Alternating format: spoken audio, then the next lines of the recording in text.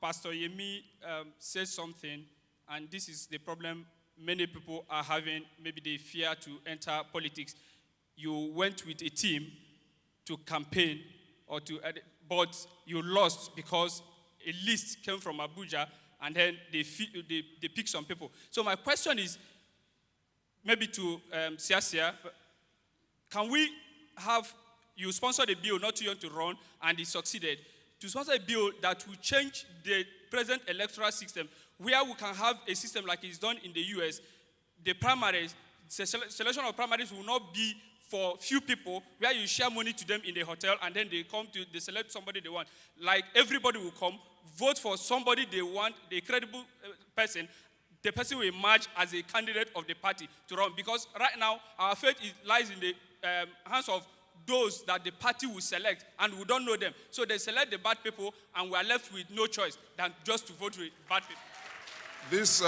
This question, I'd like to refine it and redirect it to Senator Leal, because of his background being close to the American system that Tony talked about. That is, how do we synthesize the process of how candidates emerge in this country? Is it possible to sponsor a bill that also enforces laws on the parties? Thank you. That question is so timely. Okay, how many of you have read the current version of the Electoral Act? See? Okay. How many? Okay. You see where you play a role and where advocacy comes in. The current version of the Electoral Act, okay, provides for delegate elections. The version that was not signed, that was sent to the National Assembly, how many of you have read that? Very important. There were public hearings and everything else. So that version that was not signed changes that process and takes the power from the parties and gives it to the INEC to monitor. So the current version of the Electoral Act that hasn't been signed is an improvement on that, taking cognizance of the challenge it presents.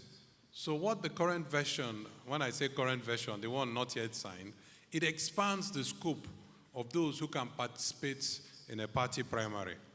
Now, as young people in this room, how many of you are part of that process? How many of you were at the public hearings? How many of you were advocating for it? That's where the difference lies. Now you're going to have some people who are monitoring that thing as it's moving. So it is your action, your participation that makes that difference. Your representation to your National Assembly members, your representation to other leaders, and then your noise in the public space that can change that process. That is why I say that you have power that you do not exercise. You, the young people who have the experience, and for me, my first election was not this delegate thing. 1999, they allowed all party registered members to vote. It is in the course of amending electoral acts that this changed. So that question is relevant, as many other questions that relate to process.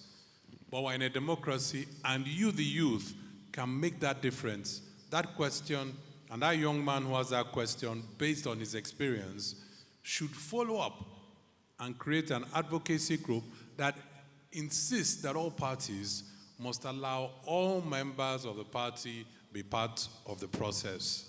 That makes a big difference. Thank you.